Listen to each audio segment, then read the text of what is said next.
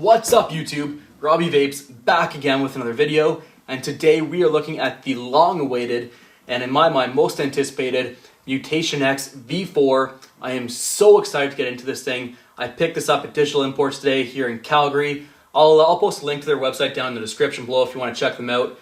But I don't want to drag this intro on too long because I have been dying to get my hands on this since I picked it up. With that being said, let's get down and dirty with this thing and check out what you get in the box. Alright YouTube, we are down and dirty with the Indulgence Mutation X V4. I cannot wait to open this thing up and check out what you get. Although I actually have already seen quite a few videos on this already. I'm a little bit late on this one. I've been waiting for this for so long, but I finally got one. So here it is, the Indulgence Mutation X V4. You can see here on the top you have the picture of the device. The black symbol here is to mark what color it is. I did get the black one. Just the sides here. Let's just admire this box for a second. Here's the back, some instructions, some warnings, little thank you message, and then we have the barcode here as well. But honestly, I've waited long enough. I just want to dig into this thing. Let's move my camera around. And so let's just get into this and look what we have in the box. I'm going to grab my wire cutters here just to open it up here, get it started. And that should be good. Let's unbox this thing. I cannot wait to get inside. Alright, so this is taking longer than I expected. Let's get the wire cutters again, open up the packaging. There we are. Finally getting into this thing. Alright, let's put the wrapper off to the side. We don't need that anymore. Here it is, the Indulgence Mutation X V4. Let's see if we can't get it out of the box. Oh, one more step between me and this device. There we go, here it is. There are 4 colors in here. You get a little user manual. See if I can get it to focus. Just open this thing up. You can see all the different models and everything. Here it is. But honestly, this is just paper. We don't care about that, so I'll throw that off to the side as well. Let's get into the packaging and see what you actually get. So first thing you get is your screwdriver, of course, some extra O-rings and some extra screws. Throw those off to the side. Next part you get is the adapter cap. Really excited for this thing. It actually has 2 different adapter modes. This basically acts as a chimney extender. It goes on top of the device, and then you can either screw this thing on for a standard size drip tip, or you can actually put the drip tip it comes with on here as well, and you can basically kind of have this little extra chimney on there. I guess it's mainly to make sure that you're not too close to the coils for some people, but I don't know. Anyways, put those back in the box. We don't need those. This is the big one here. This is the Mutation X V4. Let's get a nice focus on there. Admire the artwork here. This is awesome. You can see it has both bottom airflow control as well as top airflow control as well. Now I don't know if the bottom, sorry, I shouldn't say airflow control because it's not airflow control. It has bottom airflow as well as side airflow. The airflow on the side can be adjusted just by turning the top cap here. You can see you can adjust it. Wide open, partially closed, 2/3 closed, and it does the same thing on both sides. So again, I'm really excited about this. Let's get the packaging out of the way, put it on the ohm reader, and check out what it looks like under the hood. Alright, so we have this on the ohm reader. We can now take it apart. Let's start with the top cap here, which should just come off. If you pull it, there you go. There's your adjustable airflow control. You do have 3 slots here as well, so if you want to do a single coil, you can. Although this is pretty much a cloud chasing device, so I don't know if you'd want to, but just in case, you can do that. Here is the top cap right in here. It's a lot like the Royal Hunter, which I'm really excited about. I like this top cap in the Royal Hunter. I think I'm going to like this one as well. It is screws as well, so it does have threading, so it screws in, not pulling. So remember that. You always want to make sure you keep that in mind. You don't want to pull this thing. It's a little bit squeaky right now, but I'll clean it off and should be good to go. So again, don't pull, just twist it off and it'll come off in itself.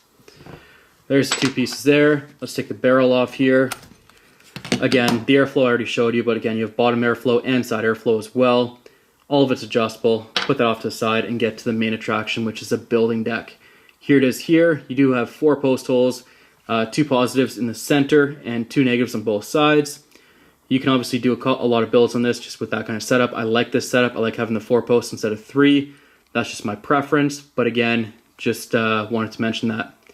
Apart from that, screws are really nice. They're really deep. I don't know if you can see that, but they're very deep screws. The one thing about the Royal Hunter was that the screw holes were not super deep, and it caused some stripping. These things look durable, so I'm going to test them out, run them through or give them their dues, and let you know how they work once I get back.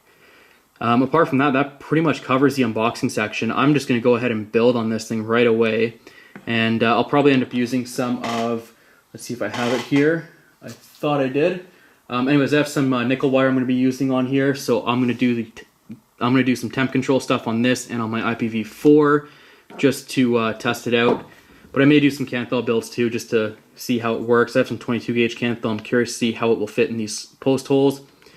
But apart from that, that covers the unboxing section. So what we'll do, we'll take a break. I'll be back in about a week to finish off this video once I've had an idea of how it is to build on, and then we'll go back up top for my final thoughts. So I will see you soon, YouTube.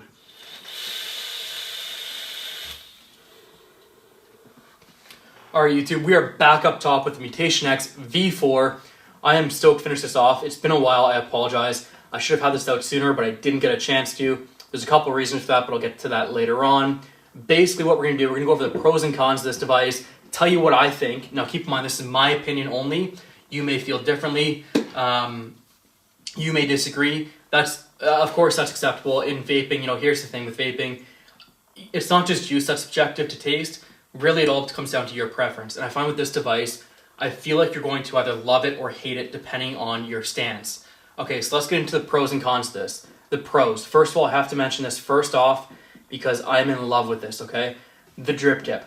I love this drip tip. It's very similar to the Royal Hunter, but it's a little bit smaller and it's a little bit more funneled upwards. It is amazing, okay? I love the drip tip. Huge plus, or huge pro in my mind. I'm in love with it. Second of all, the deck. It's super easy to build on. You have a 4-post design. You have the 2 positives in the middle, the negatives on the outside, and of course, it's just so easy to build on because of the way it's designed. Love it, okay? Third, I love the design of this. I love the concept of it. I think it's a really great concept. It's very unique in how they did it. And of course, lastly, the airflow. The airflow for some people may be a pro and it may be a con. Here's the thing. You get a ton of airflow in this, okay?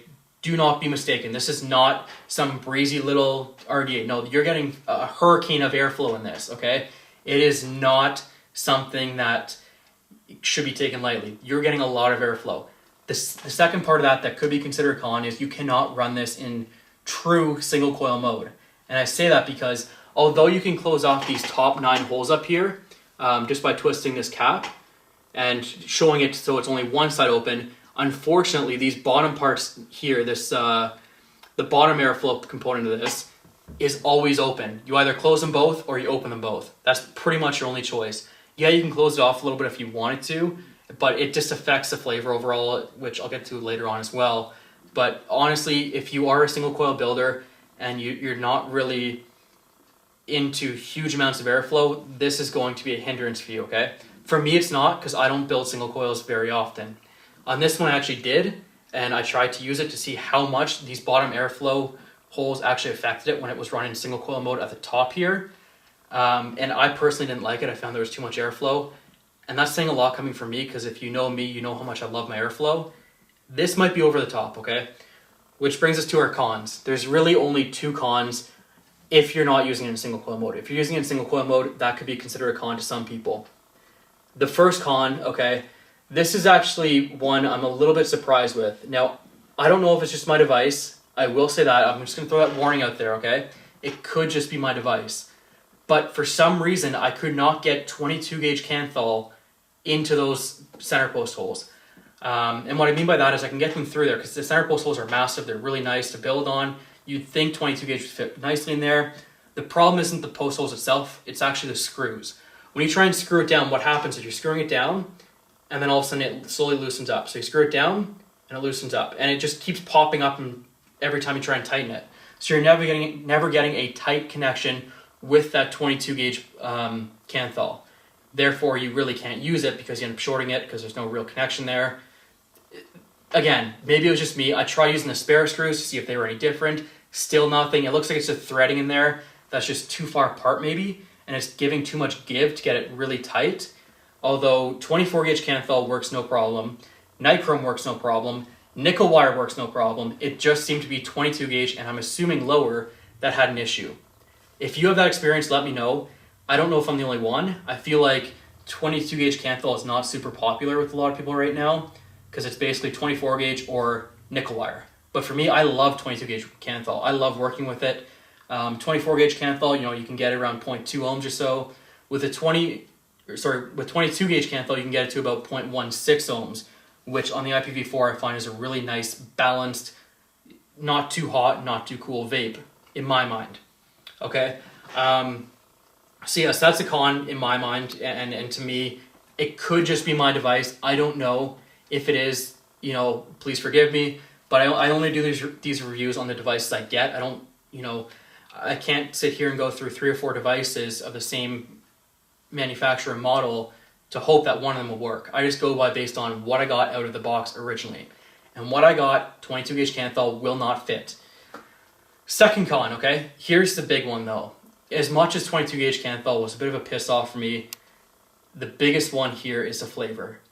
There's so much airflow in this, you do not get very much flavor. But further to that, even if you close off the airflow as much as you can, you're still really not getting that much flavor out of this.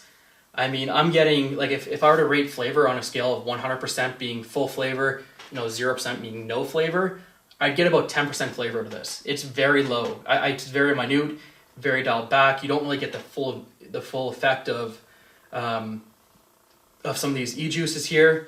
So, like, you're basically stuck with this very subtle taste that's overwhelmed by all this airflow, even when you close off the airflow. And I think a lot of that actually comes from the bottom airflow, not so much the side airflow. The side airflow, I think, if I could just close off the bottom and not have to worry about the sides, it might be a little bit better. But for some reason, I'm just not getting very much flavor out of it. So those are the pros and cons in my mind. I don't know, some people may agree, some people may disagree. I should also note I probably did at least 15 to 20 different builds on here. Not including the 10 failed builds I did with 22 gauge Canthal. I went through like a quarter of a roll on that shit, just trying to get something to work, seeing if I was just maybe not straightening out enough, maybe it wasn't worked in enough, or whatever it was. I just could not get it to work.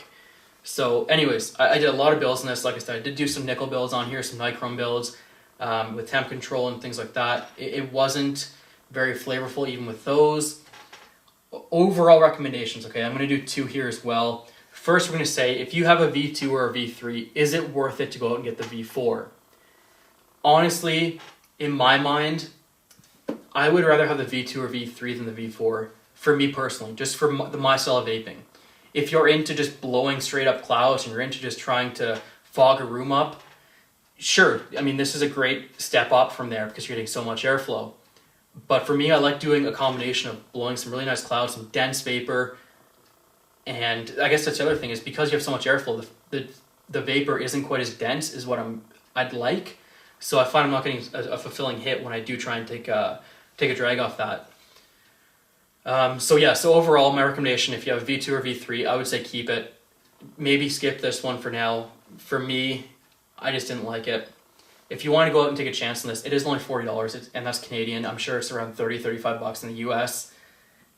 You know, here's the thing, for an authentic RDA, the price tag is good, and I would honestly pay about $30 just for this drip tip if I could use it on every other device, because I love this drip tip. But I can't, that's the problem.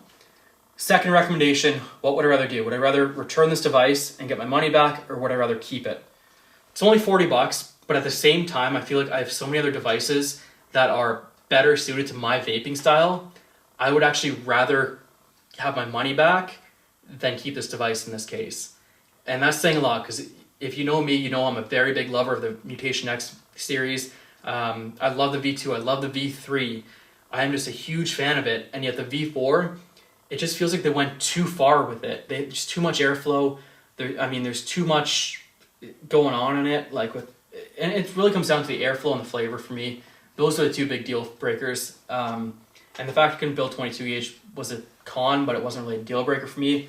The biggest deal breaker for me is the flavor. I've fiddled around with that thing for so long, and I just can't get flavor out of it. I've tried probably 15 different juices in here. High VG, high PG, mixes, you know, different flavor profiles. Tried like the sweet caramels because I'm very sensitive to those flavors. Still nothing. I've tried the very fruity stuff. Still nothing. I cannot get anything to be as flavorful as what I'd expect from this.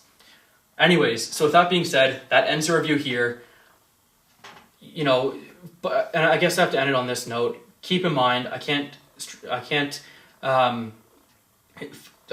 put enough focus on this, but this is all my opinion, and this is all subject to me personally. If you feel differently and you feel you want to take a gamble on it, or if you've had a different experience with this and you already own one, let me know in the comments. You know, here's the thing, I don't do these reviews, I don't do negative reviews to put down anyone who may have already bought one, or who's thinking about buying one, or who loves this thing. This is just based on my opinion, okay? So keep that in mind. Anyways, I'll end the video there. Thank you all for watching, and of course, as always, happy vaping, YouTube.